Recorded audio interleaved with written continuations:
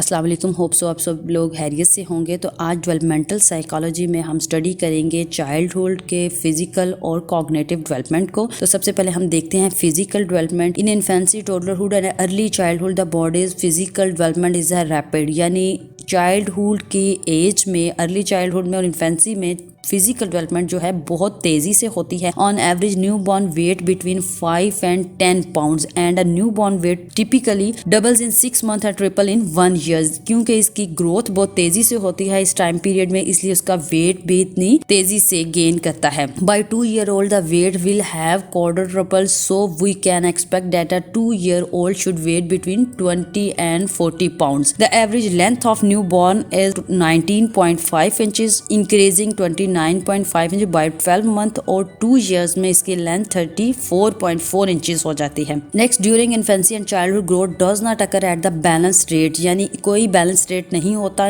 ये different steps के साथ जो है इनकी ग्रोथ ज्यादा और कम हो सकती है डिफरेंट एज में। Growth slow between 4 to 6 year old में इनकी ग्रोथ स्लो हो जाती है। During this time children gain 5-7 pound and grow about 2-3 inches per years। We are born with all of the brain cells that we will have about 100-200 billion neurons, यानी इंसान में 100-200 billion neurons होते हैं जो कि उसके फंक्शंस को control करते हैं। However, the nervous system continue to grow and develop. Each neural pathway forms thousands of new connection during infancy and toddlerhood। इस टाइम पीरियड में न्यूट्रल ग्रोथ जो होती है वो रैपिड हो जाती है और इसे ब्लूमिंग कहा जाता है। Neural pathway continue to develop through puberty. Blooming occur during the first few years of life. Next, the size of our brain increase rapidly. For example, the brain of a 2-year-old is a 55% of its adult size, and by 6-year-old the brain is about 90% of its size। और during early childhood में इसकी 3 to 6 year की age में इसकी frontal lobes जो होती है वो रैपिडली ग्रो करना शुरू हो जाती है। अब बेसिकली यहाँ पर लोब्स बताई गई हैं जो कि ब्रेन के फंक्शंस को कंट्रोल करती हैं। यहाँ पे 4 लोब्स बताई गई हैं, frontal, parietal, temporal and occipital lobe. ये 4 बेसिक लोब्स हैं। फ्रंटल लोब जो है प्रॉब्लम सॉल्विंग को कंट्रोल करती है and creative thinking. Temporal lobes हमारी मेमोरीज को कंट्रोल करती है। पैराइटल लोब जो होती है वो विजुअल फंक्शन को कंट्रोल करती है और ऑक्सीपिटल लोब हमारे विजन सिस्टम को कंट्रोल करती है। The frontal lobe are associated with the planning, reasoning, memory and impulse control. Therefore by the time children reach school age they are developmentally capable of controlling their attention and behaviour. Through the elementary school years the frontal, temporal, occipital, parietal lobes are grow in the size. जैसे जैसे इसकी growth होती जाती है इसके lobes भी grow करती जाती हैं।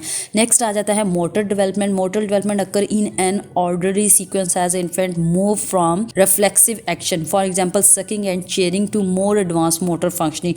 यानी उसके स्टार्ट की जो मोटर डेवलपमेंट थी सकिंग एंड चेयरिंग की वो उससे ज्यादा एडवांस अब फंक्शन करने लगे। For instant baby first learn to hold their hands up, यानी बच्चे पहले स्टार्ट होते हैं हैंड्स को पकड़ के, उसके बाद सहारे के साथ, देन वो फिर विदाउट किसी सहारे के चलना स्टार्ट कर देते हैं। मोटर्स की refer to our ability to move our bodies and manipulating objects को भी वो उठाते और फेंकते रहते हैं just like toys. Fine motor skills में फोकस करती हैं मसल्स के ऊपर, in our fingers, toe, eyes, यानी बच्चे कैसे हाथ पांव हिलाते हैं वो पेंसिल्स पे ग्रिप करना सीख जाते हैं using a spoon. 4 child timeline जो फाइन मोटर की डेवलपमेंट है यहाँ पे बताई गई है, मेंशन की गई है। नेक्स्ट आ जाता है gross motor. Gross motor skill focus on large muscle group that control our arms, legs and involve larger movement, जैसे कि बैलेंसिंग, जंपिंग एंड रनिंग। यहाँ पे अब ग्रॉस मोटर्स का बताया गया है, इसकी सारी जो है डिटेल मंथ और इसकी फंक्शंस जो है इसके डिफाइन किए गए। Next, as motor skill develop there are certain developmental milestone that young children should achieve. For each milestone there is an average age as well as range of ages in which milestone should be reach. An example of a developmental milestone is sitting. अब motor skill उसका एक function आ रहा है वो sitting का है। On average most baby sit alone at 7 month old. यहाँ पे उन्होंने सब बताया है,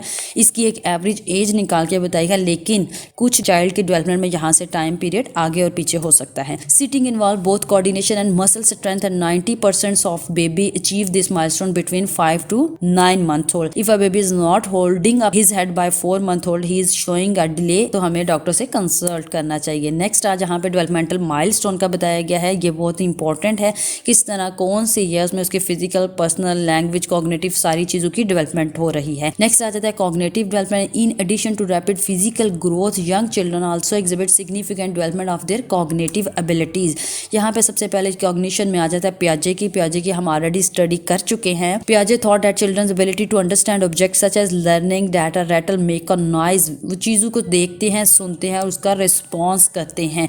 टुडे डेवलपमेंटल साइकोलॉजी थिंक पियाजे वाज इनकरेक्ट। और यहाँ पे जो डेवलपमेंटल साइकोलॉजिस्ट ने पियाजे को इनकरेक्ट कह दिया। उन्होंने कहा है कि जो पियाजे ने बताई थी स्टेजेस और फंक्शन, उससे बहुत आगे का बच्चे सोचते हैं, वो उससे ज़्यादा का रिस्पॉन्स करते हैं।